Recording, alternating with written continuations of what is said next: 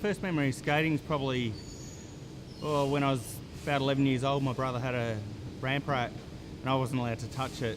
And so whenever he'd go out, I would get on it at home. Mum and Dad had a ring driveway, so he used to just roll on it around the driveway. And so my next birthday, I got a skateboard. Loved it that much. And also actually, shortly after that, skating Burnie Bowl in Tasmania and learning little backside airs that Christmas.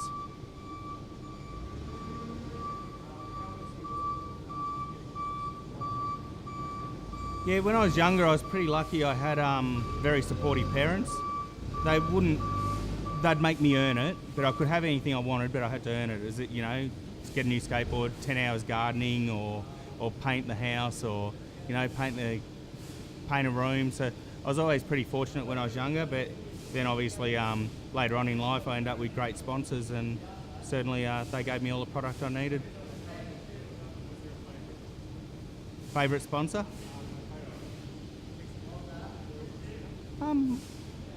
I used to, through Koala Skateboards, I used to ride Black Label, and I really liked the Black Label skateboards, Spitfire wheels and independent trucks.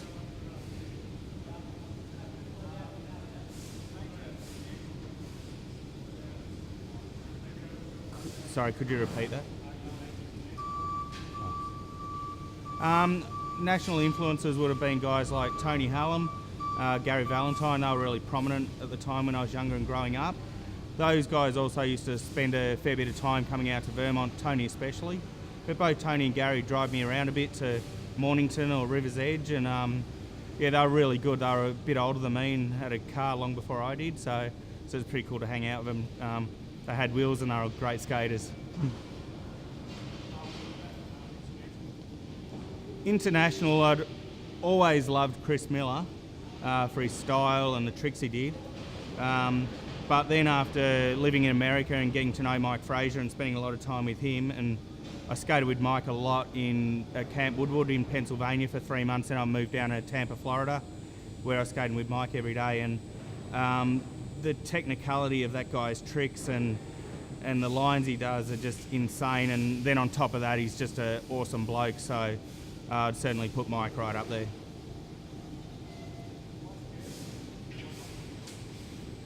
I just can't think of anything else that made me feel that way for so many years. The buzz of learning a new trick, the thrill of just nailing a ride, and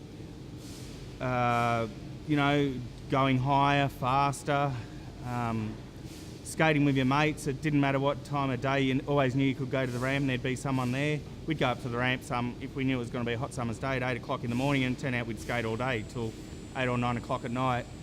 And it was just a thrill of hanging out with your mates. We were just young kids without a care in the world.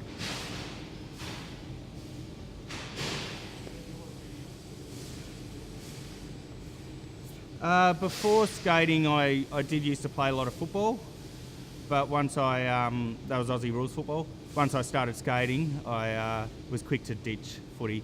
I did struggle to do both with the injuries as well.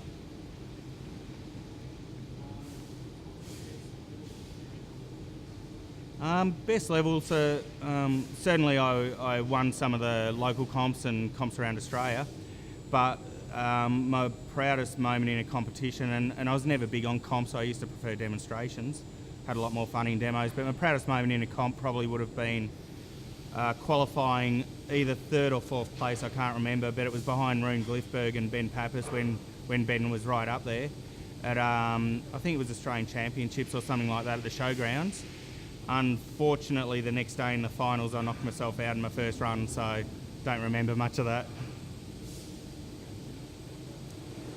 Over-rotated a Mellon 540 and went straight to the deck. I was like a punch-drunk boxer. It's in a video somewhere, actually. I'm trying to stand up and push everyone away, and I just keep falling over.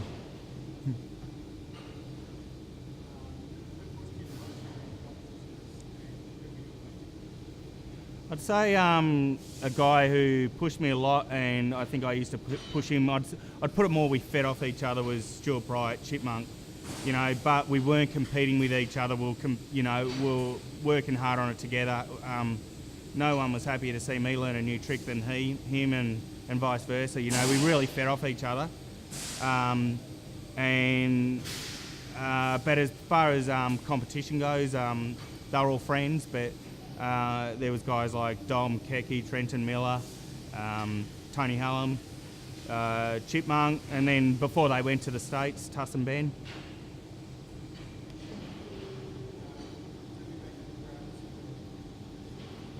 Proudest tricks, probably Melon 540s. I learnt them when I was about 18, and when I learnt them there was only probably a handful of people doing 540s, and they were always a trick I found reasonably easy.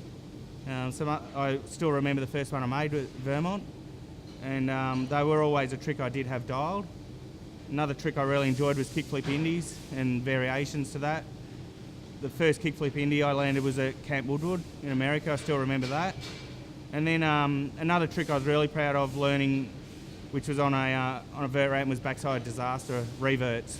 So I learned them at Tampa, but also loved all the blunt variations too. Pardon? I'd say most of it. Yeah, you've probably got it all. Somewhere in all that video footage, there's whether or not the quality's good, I'm not sure. But most of that stuff, there's footage. If not, Malcolm's got a lot of it too.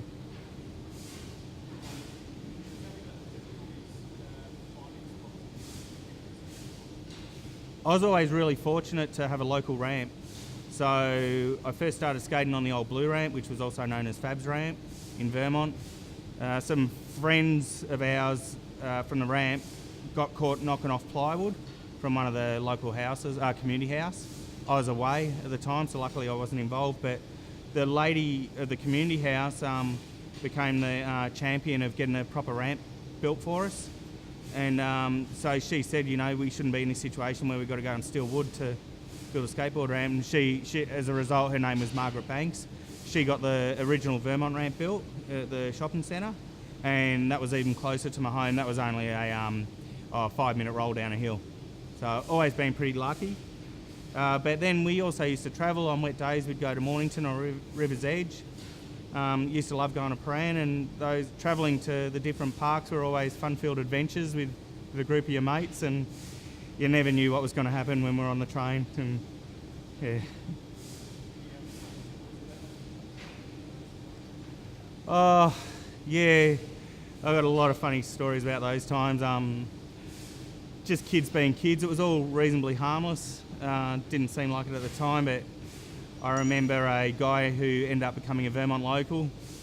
He was going to whack one of my mates with a baseball bat, and when he drew back, he knocked out his brother who was standing behind him.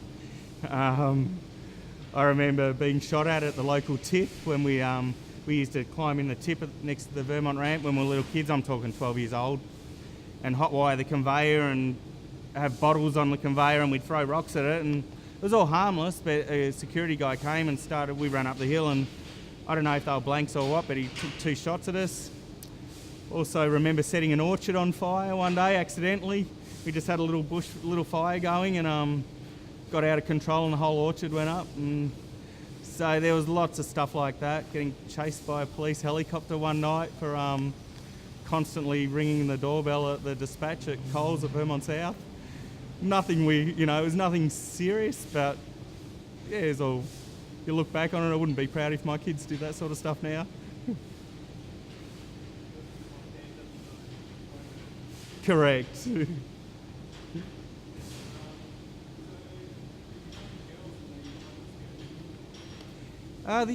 Back then there weren't many girls at all. The only girl I recall that was in the community was a girl named Colleen, who ended up marrying Luke Foster.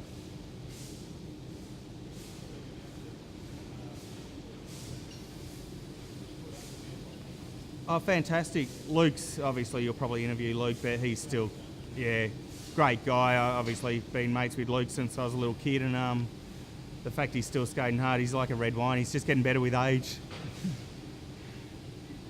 He is, yeah. It's fantastic to see him still skating. Yeah, he was a Vermont skater. Yep. So he used to skate Vermont all the time with us. Then he ended up moving down to Warrnambool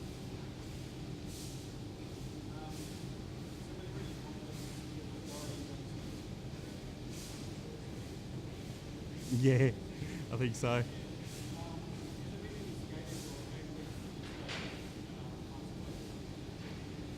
Yeah, unfortunately, way too many. I think I can probably roll off about 10 names now. But there's guys like John O'Porter was the motocross rider in the Pepsi Max team. So we used to tour, do an exhibition 6 months of the year around Australia and New Zealand together. So we'd spend a fair bit of time together. For 2 years in a row, that came as a real shock. He was killed in a motorcycle accident in Coolum. Then there was guys like Matt Anderson, Finn, Chris Payne more recently, Borgie, who I didn't really know, and then the besides Jono, the one that was really hard for me because he was a real close friend was Ben Pappas. Unfortunately, when Ben got into a bit of trouble and was stranded in Australia, I don't mean unfortunately, I mean unfortunately that he's gone, but he started hanging out with us a lot at Vermont and we had some great times together. I'd known Ben since he was 9, but there was probably a year and a half where he was skating Vermont most days with Chipmunk and I, and if we weren't skating, we were going back to my house. He was teaching me how to play guitar, going to the movies, hanging out, and unfortunately we couldn't help Ben get over his demons, and so that was a real tragedy. It took a long time for me to get over it, and one regret I've got is at the time I was just I couldn't even go to his funeral. Knocked me around pretty hard.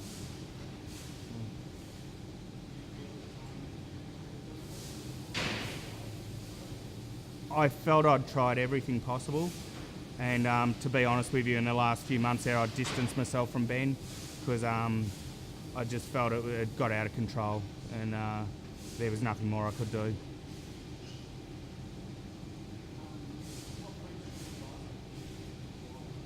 Certainly all the Vermont crew, as you saw the other week at Steve's house. We're all still good mates, and I think all the friendships are lasted because we've all got a common bond, and when we get together, we just keep laughing. That's all it is. It's not that I don't think I've seen Tuss since I left Tampa close to 20 years ago, but we spoke recently and text each other a bit, so we're still in contact. We're trying to catch up. Tony Hallam was at my house recently. We had a gathering with all the Vermont crew for a Bondi comp. Back about a year and a half ago, I went back to Tampa, Florida, and caught up with the owner of Skate Park of Tampa, Brian Schaefer. Caught up with Mike Fraser, and also in California, hung out with Brian Howard and his family. Went to Legoland for the day. So they're all still friendships that I've still got, and just because they're good, genuine people.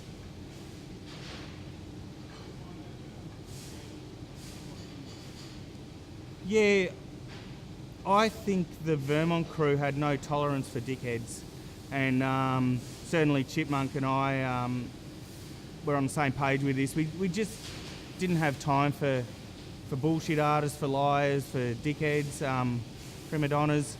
So, and I think most of the Vermont crew were like that. So they didn't last. They soon felt unwelcome, and I think most of the skate community is pretty genuine, sincere people. We don't judge people by their skin colour or by their interest, or couldn't care, what someone's sexual preference is. If they treat each other with respect and they're good fun to hang out with, happy to call them a friend. And I think most of the skate community are like that.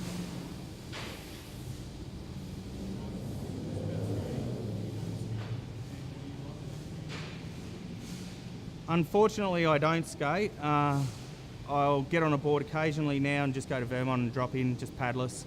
The body's really not up to it. I've had two knee reconstructions. I've had back surgery. Had a lot of concussions, which have given me some neck and back issues. So I am a little concerned. I think one hard fall, I could end up doing spinal damage, but who knows? I might, as we mentioned before, might end up getting on a little ramp sometime. But the thing I do miss the most is that thrill, learning a new trick, hanging out with your mates. And one thing I always used to love and feed off was doing demonstrations in big crowds. The buzz, at the music festivals, the big day outs, the Pepsi demos. I recall doing demos in front of, at times, maybe 50 or 100,000 people. And that, I really do miss that.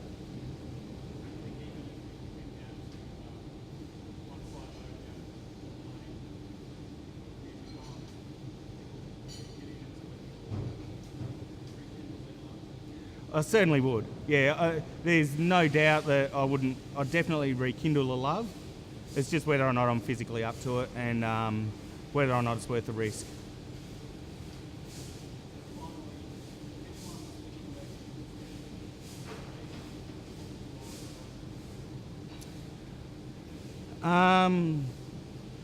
Just have fun, enjoy it. Too many people put their focus on getting sponsored and learning tricks. That will all come if you have fun. If your focus is getting sponsored and learning tricks, you're probably in it for the wrong reason. Or, if your focus is to improve and get sponsored, you're probably in it for the wrong reason. Awesome to get sponsored, to improve if you're having fun. Nothing wrong with progress, but if your sole goal is to get sponsored, I think you're going to stress yourself out, you won't enjoy it. And we all know you learn a lot more, especially kids, when you're having fun. So my advice to anyone would be just to enjoy it, have fun, go with the flow, don't take it too seriously, and look out for your mates. My name is Bradley Thomas Drury, and for breakfast I had oats with protein.